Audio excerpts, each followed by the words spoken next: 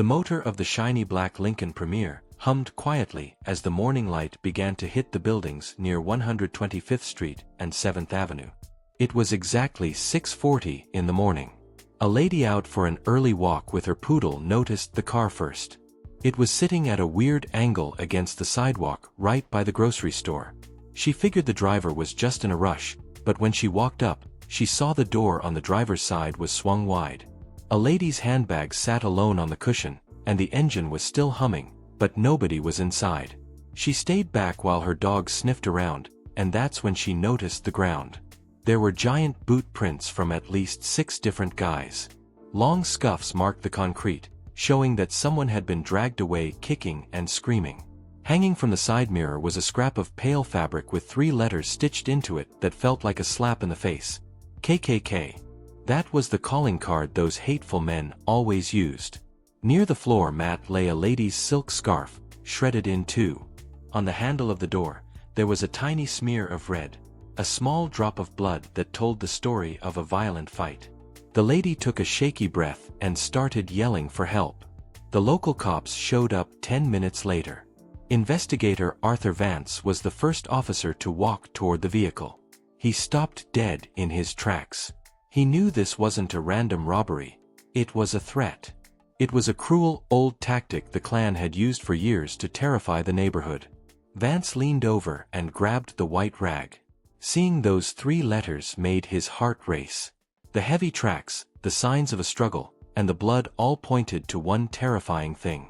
A group of white men had come deep into the heart of the city to snatch a black woman right off her own block just to show they could. Another cop grabbed the purse, looked through the wallet, and gave a card to Vance. He looked at the name on the license. Mamie Hatcher Johnson. Vance turned pale. This wasn't just some lady from the neighborhood. This was the wife of the legendary Bumpy Johnson. Vance's teammate, investigator Bill Miller, walked over and asked who they were looking for. Vance whispered the name. Miller went stiff. "Bumpy's girl?" he asked. Vance just put his head down. Both men knew exactly what was coming next. This was a spark that was going to set the whole city on fire. Miller looked at the KKK badge and the scuff marks on the ground, then asked what they should write in their official notes.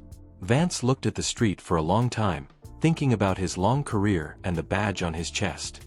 Vance thought about how the world actually worked. A pack of white guys had snatched a black woman. He knew that even if he handcuffed them and proved they were filled with hate, no jury in 1947 was going to find them guilty.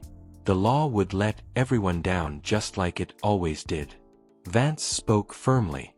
"Write it down as a kidnapping." Miller started to say more, but Vance shut him down. "We log the crime. We tell the family. Then, we get out of the way of what's coming." Miller stared at him. "You think Bumpy Johnson is going to go after them?" Vance looked him in the eye. "I think the guys who did this just ended their own lives. The smartest thing we can do is stay clear." Miller stayed quiet for a second, then gave a sharp nod. "Got it." They finished up with the Lincoln, bagged the clues, and called for a truck to haul it to the station. They were extra careful with everything, not because they were worried about the rules, but because it felt like they were holding a ticking bomb. As Vance walked to his car, he looked back at that white rag and whispered to the wind. They didn't just grab a lady, they grabbed Bumpy Johnson's heart. There's a storm coming that's going to level this city. The KKK hadn't really left the city, they just moved into the shadows, meeting in basements and dusty garages. In 1947, a group of 18 men met in secret at a rundown warehouse on 98th Street. During the day, they were just regular guys, fixing cars, driving taxis, or working at the docks. Some were soldiers back from the Great War with mean streaks. But twice a month, they met behind locked doors to plot, convinced that the city was changing in ways they hated. Their anger boiled over whenever they heard one specific name, Ellsworth Bumpy Johnson. A few months back, Bumpy had shut down a group of white crooks in the middle of town who were shaking people down for cash. To the KKK, that money belonged to white men, and Bumpy had taken it away. He didn't just stop them, he made sure everyone knew he did it. The word on the street was, "Stay out of Harlem, or Bumpy will handle you." To these bigots, a powerful, wealthy, and smart black man was the ultimate insult. He was exactly the kind of man they wanted to destroy. In a meeting that July, the secret boss of the group, a rich young banker from the suburbs named William Harrington, pounded his fist on the wood. "You can't break a man like that with a bullet," he hissed. "You go after his family. You take his queen, and his whole empire falls apart." Harrington didn't get his own hands dirty. He just gave the orders and paid the bills.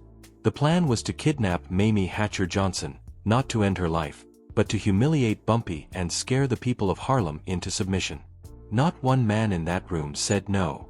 They picked names out of a hat to see who would do the deed, as if they were choosing who would work the late shift at a factory. 5 names came up. The first 2 were Danny Morrison, a mechanic with a nasty temper, and Rick Sullivan, a guy who drove delivery trucks. The other 3 were Lou Bennett, a former soldier whose mind had been broken by the war, Frank Dorsey, who moved boxes at the warehouse, and Charlie Ross, a small man who was known for being the most cold-hearted of the bunch. Their scheme was simple. They followed Mamie to learn her habits. They decided to strike while she was driving to her early church service. They would box her in, grab her, toss her in a van, and leave a calling card so everyone in the neighborhood knew who was responsible. Harrington handed them a white rag with those 3 dark letters, KKK, stitched onto it. At 6:05 a.m. on August 3rd, Mamie pulled out of her driveway on 138th Street. She steered the big Lincoln toward the main road. Just as she turned a tight corner, a pale delivery truck screeched to a halt right in front of her, blocking her path. 5 guys jumped out at once. Morrison used a heavy tool to shatter the glass. Before Mamie could even let out a cry, Bennett ripped the door open and hauled her out of the seat. Rick and Frank grabbed her arms, pinning her down. Someone cracked a club against her head, leaving her spinning. Ross threw open the back of the truck. They tossed Mamie inside like a sack of coal and piled in after her. Before driving off, Morrison took the white cloth and hooked it onto the car's mirror so nobody could miss it. The truck took off, racing toward the river and disappearing into the maze of city streets within minutes. All that was left was the idling car, an open door, her handbag, and a hateful message that hadn't been seen in those parts for years. The group thought they were being smart. They believed they could scare the whole community and break Bumpy Johnson's spirit. They didn't realize that the people of this neighborhood don't back down, and they certainly didn't understand that Bumpy was the last man on earth they should have crossed. They wanted him to surrender. Instead, they had just started a bloody war. At 7:12 a.m., the phone rang in Bumpy's office. His right-hand man, Illinois Gordon, struggled to get the words out. "Boss, it's Mamie. Someone grabbed her." On the other side of the line, Bumpy didn't move. He gripped the phone until his knuckles turned white, then whispered, "I'm coming." He set the phone down gently, like a player moving a deadly piece on a board, knowing the stakes had just reached a breaking point. Bumpy didn't call his shooters or start a search party right away. Instead, he went straight to his sister Ruth's place. When he walked in, Ruth was collapsed in a seat, sobbing into her hands. The neighbors were standing around in a heavy silence. When she looked up and saw her brother, Ruth shook her head and cried out through her tears. "They're trying to rip your soul out," Ruth sobbed. Bumpy sat down next to her. He didn't make any empty promises. He just pulled his sister close, his hand firm and steady on her shoulder. His total silence was more terrifying to the people in the room than if he had started screaming or throwing things. Everyone in the neighborhood knew that when Bumpy went quiet, he was at his most lethal. Once Ruth's crying slowed, Bumpy stood up. His gaze had turned to ice. He walked directly to the corner of 135th and 7th, where the car still sat. The cops were still there, and they looked at him with the kind of fear people have right before a hurricane hits. Bumpy didn't say a word to the officers. He just walked into the cordoned-off area and memorized every mark on the ground. He saw the different sizes of the 6 sets of boot prints.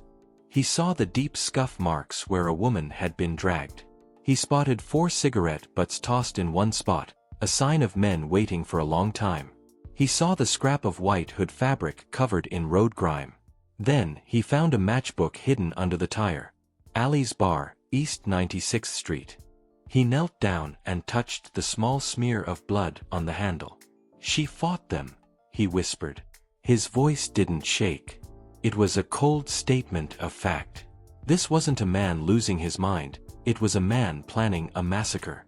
As he walked away, Bumpy noticed Elias Carter, a local guy who lived on the streets and saw everything.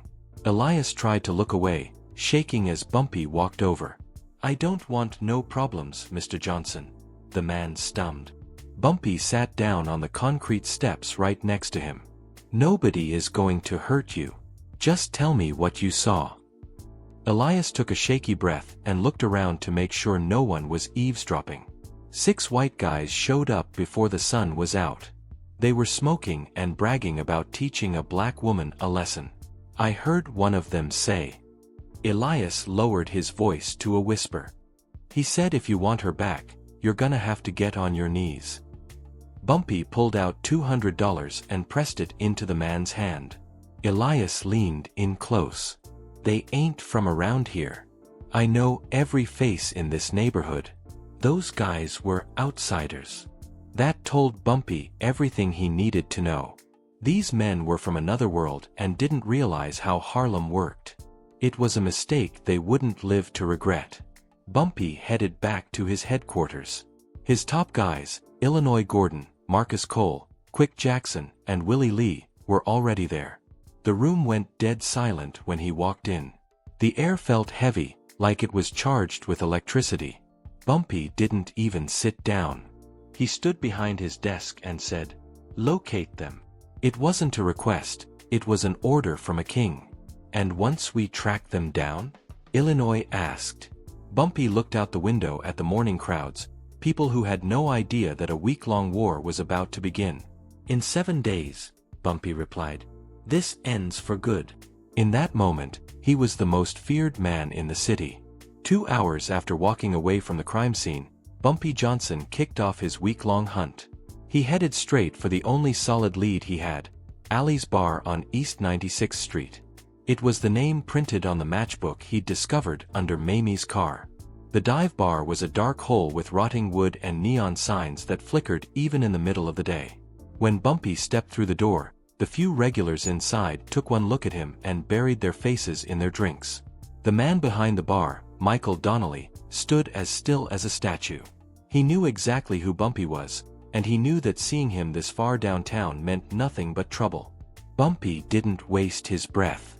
He simply slid the matchbook across the sticky counter. Donnelly stammered, his voice cracking. I don't know a thing, Mr. Johnson." Bumpy just tilted his head, his eyes cold and focused. "A car was left idling in Harlem this morning," he said calmly. "This was found right under it. You sure your memory is empty?" Donnelly's hands began to shake as he gripped the wood. He let out a long breath. 6 guys. They were in here late last night," he whispered. "Drinking hard. One of them was called Morrison. There was also Sullivan, Bennett, Dorsey, and a little guy named Ross. They were in the back booth bragging. I heard them say that by morning, the whole city would be taught a lesson." Bumpy didn't even blink. Donnelly kept going, desperate to get the target off his own back. "I heard another name too, Harrington. No idea who he is, but they treated him like the boss." They drove off in an old white truck with a massive dent in the rear door. Bumpy took the matchbook back and gave a slight nod. He wasn't there to hurt the bartender. He was there to find the path. That path led him 2 blocks over to a crumbling warehouse on East 98th Street, a place the locals avoided after dark. The building sat quiet among a row of ruins. The heavy metal door was shut but not bolted. Bumpy nudged it open and walked into the shadows. The scent of stale smoke was thick in the air. He looked at the floor and saw 3 cigarette butts, the exact same brands he'd found back at the Cadillac. It was a perfect match. On a splintered wooden table in the center of the room, he spotted a single long, light-colored hair. Bennett, the veteran, was the only one in the crew with hair that color. This was definitely their den. but the real find was in the corner by some rotting crates. Bumpy noticed a balled-up piece of paper. He smoothed it out and realized it was a banknote. The name on the paper wasn't Morrison or any of the thugs, it was William Harrington. This wasn't just a random act by some angry mechanics. This was a job funded by someone with deep pockets and a high society name. Bumpy stared at the name for a minute, then tucked the paper into his pocket as if it were a treasure map. "Not just 6 idiots," he murmured to the empty room. He whispered the words like a vow. "This is a lot deeper than I thought." He walked out of the dark warehouse and back onto the bright, busy street. The city was moving around him, totally unaware that the world was about to change. Bumpy tucked the bank note into his jacket. If they had grabbed anyone else, he said to the open air, they might have seen another sunrise. His voice dropped even lower. But they touched Mamie, and that was the last mistake they'll ever make. Back at his headquarters on 7th Avenue, the puzzle was finally coming together. Between the information from the bartender and the digging done by Illinois Gordon, they had a clear view of the 5 men who had done the dirty work. To Bumpy, their files looked like 5 headstones just waiting for dates to be carved into them. Danny Morrison, a mechanic from the Bronx and a war vet. He was a mean drunk with a hair-trigger temper and was clearly the loudmouth of the group. Rick Sullivan, a factory worker from Queens known for being a bully. He once burned down a building just to scare off new black hires. He enjoyed causing pain. Lou Bennett, the tracker. He was a woodsman with that bright blonde hair, capable of following a target for miles without being spotted. Frank Dorsey, the wheelman. He was the one driving the dented white truck they had seen at the bar. Charlie Ross, the smallest of the bunch. He was a coward who followed Morrison everywhere, but that made him twitchy and dangerous when cornered. They had the names, but they still didn't have Mamie. Bumpy had gone back to the bartender one last time to squeeze him for more. Donnelly finally cracked, mentioning that he'd heard a drunken Morrison bragging about a property owned by Harrington. It was an old 2-story house near the Hudson River, a place that was supposed to be empty but had been seeing truck traffic late at night. Donnelly wasn't 100% sure if it was just a drunk man's tall tale, but it was the only lead they had. Bumpy stood in his office while his crew, Illinois Gordon, Marcus Cole, Quick Jackson, and Willie Lee, watched him in total silence. You could hear every tick of the clock on the wall. Bumpy laid the 5 files out on the desk like he was dealing a final hand of cards. 5 names, Bumpy said, his voice cutting through the room like a blade. 7 days. They understand this is a declaration of war. And once these 5 are gone, we go for the head of the snake, Harrington. Looking into his eyes, the men saw more than just a husband's rage. This was about pulling a weed out by its roots before it could choke the whole neighborhood. Bumpy started barking out orders, his memory sharp as a tack as he recalled every detail of the suspects without even glancing at the paperwork. Illinois, Bumpy pointed to the folder for Morrison. You stay on him. He's a drunk and a loudmouth. He's going to slip up soon. Illinois grabbed the folder, his face set in stone. Marcus, Bumpy continued, sliding Sullivan's file across the wood. Locate Rick. He's a firebug. Guys like that leave a trail of smoke. He won't stay hidden for long. Marcus gave a grim nod. Quick, Bumpy said, handing Bennett's file to Jackson. This guy is a tracker. He'll probably bolt for the trees. I need you to hunt the hunter. Quick Jackson simply replied. Consider it done. Willie. Bumpy looked at the last man. I want every cent Harrington has ever spent. Find every piece of dirt he owns near the river. I want to know who his janitor is and who lays his bricks. If a single stone moves on his property, I want to hear about it. Willie Lee took the file and vanished. Bumpy never had to say things twice. With everyone gone, Bumpy turned back to the window. The city was still moving, people were laughing and eating, totally clueless that the next week was going to be written in blood. He spoke one last time, like a judge finishing a trial. We begin tonight. As the sun went down on the first day, the air smelled like grease and exhaust. Illinois Gordon and Marcus Cole tracked Danny Morrison from the Bronx all the way to a dark garage on the edge of the industrial district. Through the grime-covered windows, they could see Morrison's shape. He was tilting back a bottle of beer while tinkering with an engine, completely unaware that two shadows had been behind him for miles. The garage door didn't just open, it exploded inward. Morrison barely had time to drop his wrench before Marcus had him in a chokehold, pinning his arms behind his back. Before he could even draw breath to yell, Illinois jammed a heavy gloved hand over his mouth, pulling him into the darkness. They didn't strike him or shout. They simply restrained him like a predator that had finally been snared. When Bumpy stepped out of the shadows, the sneer on Morrison's face curdled into pure terror. Bumpy leaned in close, his voice a low, steady vibration. "Where is my wife?" Morrison tried to find his nerve, spitting out a jagged laugh. "You think I'm talking? Not a chance, pal." The defiance didn't last.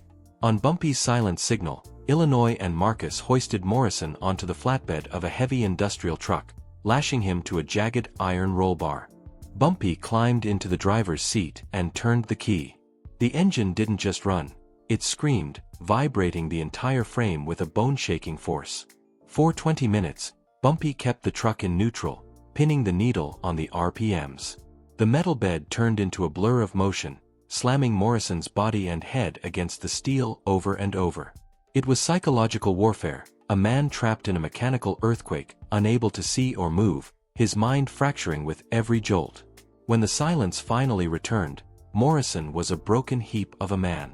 Bumpy stepped down and stood over him. "Last time. Where is she?" Morrison's voice was a dry rattle. "The docks, the old warehouse in Yonkers. But she's gone. Harrington moved her this morning. I swear." Bumpy didn't say thank you. He simply pinned a scrap of paper to the man's grease-stained shirt. It read, "One down. 6 days remain." They left him shivering on the cold floor, destroyed by his own terror. By the dawn of the second day, the streets were buzzing. The news that Morrison had been broken in a single night hit the KKK cell like a physical blow. In Queens, Rick Sullivan, the man who loved the smell of fire, was now paralyzed by it. He tripled the locks on his doors and sat in the dark with a shotgun across his knees, waiting. But Bumpy didn't play by the rules of cowards. As night fell, Sullivan smelled something sweet and acrid. A small, bright flame began to lick at his back fence, a gasoline-soaked warning. Sullivan realized too late that you can't lock out a ghost, and you can't hide from a man who has nothing left to lose but his soul. Bumpy Johnson had 5 days left, a city full of shadows, and a debt of blood that was about to be paid in full. The war for Harlem had only just begun, and before the seventh sun rose, the world would know that no one touches the Queen and lives to tell the tale. If you want to see Bumpy hunt down the rest of the crew, subscribe right now. The war is just heating up, and you don't want to miss what happens on day 3. Drop a comment below and tell us, do you think any of these guys will survive the week? Hit that bell so you're the first to see the next part of the storm.